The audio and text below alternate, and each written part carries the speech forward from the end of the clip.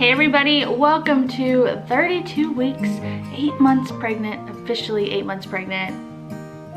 Yep, so that happened. I'm actually 32 weeks and 3 days, something like that. I'm a little further along. I'm sitting in my house. We are literally moving out right now.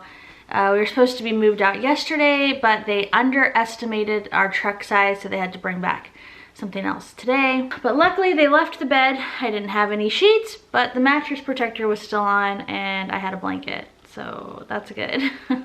We will do a housing update specifically later this week or during this week. During this week, the housing update should be starting, so you can watch those vlogs, okay? I mentioned last week something about we were about to move and people were like, wait, what? You sold your house? Like, what happened? So all of that starts, those updates will start this week and we'll explain everything. In baby world, last week, I talked to you guys about how the baby was breech.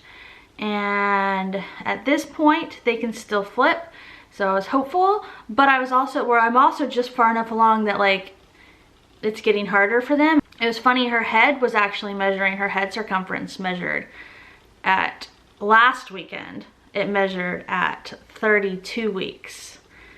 And then her like belly measurement measured at 31 weeks and a few days. And I was supposed to be 31 in a day when we had it. So, but when you combined those, I don't know, whatever, so I guess she has a big head. But I make big babies, and so I fully expect for her to be 9 pounds or more, especially if I go over. I mean, if I go over, I might have a 10-pound baby, like no joke. But so that ultrasound, that 40 sound didn't go super smooth because she was breech and the way her head was all up in my business up here, they couldn't get good shots.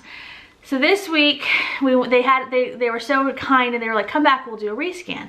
So we went back on Saturday and she was flipped. She'd flipped. She was head down. Her head was down and like perfectly in the center of my belly. And she like completely flipped. Like her body had been on the opposite side. So I mean, she literally must have been like, whoop. However, that being said, I never really noticed when she did flip. And so I'm like, she could do it again. She could still do it again. She could flip again.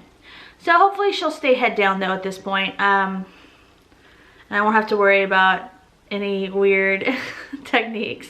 But yeah, she was head down. It was great. So I was really excited about that. We were able to get some better shots of her. She was really active. So in terms of symptoms, oh my gosh, I have really started to I feel like a lot of the weeks I get on here and I'm like, this happened or this happens, but in general, I'm feeling good still. Like, but it's been more emotional stuff almost, but then, no, it has hit me. Like, I'm just super pregnant at this point, and I'm starting to get this, I just call it uncomfortable in my skin, like feeling and sensation, and I kind of despise it. Like, this is the part that I'm not a huge fan of. I stay pretty optimistic and like positive about most aspects of pregnancy, but this one is not one of them. It's like I just start to feel uncomfortable in my own skin, and I have to get up to go potty during the night like 23,000 times. And inevitably lately I've had a lot of insomnia where at one point I'll get up to go to the bathroom, I come and lay back down and I'm still exhausted, but I can't go to sleep. And I'll just be up, and I'll be up for like an hour, 2 hours.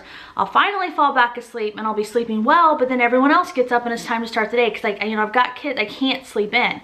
So I'm like, so that's annoying. My skin has been really dry, and that's my fault because I've been taking more baths to try to help with the aches and pains, which it works, it does, except it's drying my skin out, and I don't typically have dry skin, so like it's very irritable to me.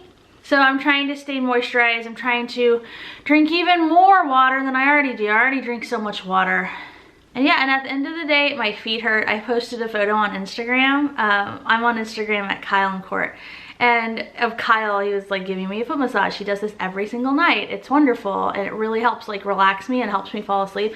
And it feels really good because my feet are tired and sore at the end of every day now. So I'm not really swelling, but I definitely am starting to retain a little bit of water, especially like lately, like when I've been on my feet a lot more. Like I'll just be like a hint puffy, and sometimes I'm puffy in a way that like other people don't really notice, but I notice. I'm like, no, that ankle's a little puffy, or like, you know what I mean? So it's not like a big swelling, it's just, but it's there. It's definitely happening. The other thing is last week I was talking about how I had hideous heartburn, like crazy heartburn, and I was like, oh, you know, heartburn is a symptom that never really plagued me much, maybe a touch, but it's never plagued me horribly in any of my pregnancies.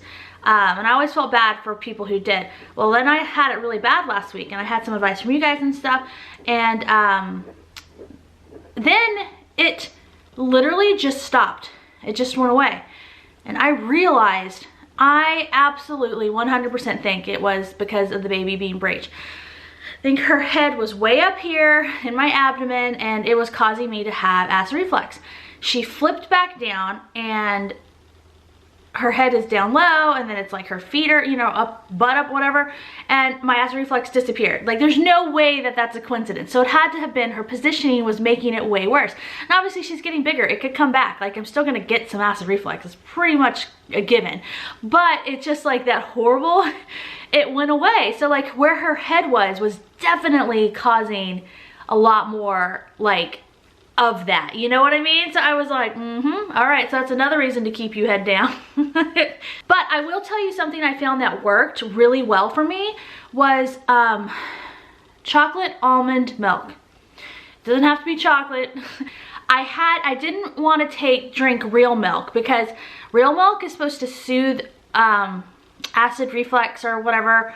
It's supposed to be soothing like in the moment, but it actually makes it worse because it causes you to produce more bile or something, I was reading. So you don't want to, because my husband used to always be like, drink some milk and it helps. It does for a second, but anyway. So I was like, I don't want to do that. And I read that like the plant-based milks don't do that. And I didn't have any, normally I drink like a coconut milk. That's what I drink with like my protein stuff. And I didn't have any because we've been clearing out the fridge.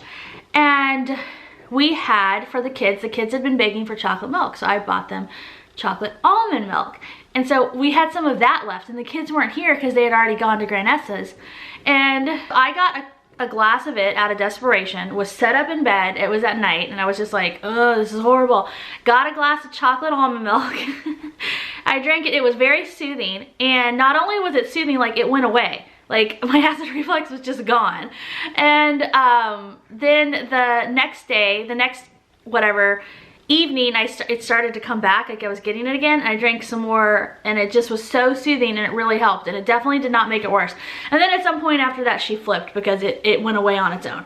So I don't know, well, like it works. So if you're looking for something to try, if you've got it really bad, almond milk, it did it, and I bet coconut milk would probably help too. So I'm sitting in my house, and it's mostly packed up, and I keep hearing noises, and I'm kind of creeping myself out. I'm like, what am I hearing? So yeah, I think that's it. My main symptoms is I am tired. I'm tired, sleepy tired, but I'm also just tired. My belly's tight, so I have to try not to itch. It's not too itchy, but like when it's tight, you just kind of almost instinctively try to. Oh, and I know, oh my gosh, I'm sure you guys already figured this out, but I forgot to talk about it. You know, when I had my glucose scan several many weeks ago, and I passed with flying colors, they said, so that was really great. And all my lab work, they did a bunch of lab works at that point too, just to check to make sure everything's functioning properly. Everything came back perfect. The only problem I had is my iron levels were at a 10.7. My midwife likes them to be over 11. She doesn't want it to get any lower, so I am taking an iron supplement along with my prenatal. So hopefully that'll start to rise back up, because that's also gonna, you know, you're already super tired even if you have great iron levels when you're pregnant, but like having my iron levels be low has definitely been making things worse.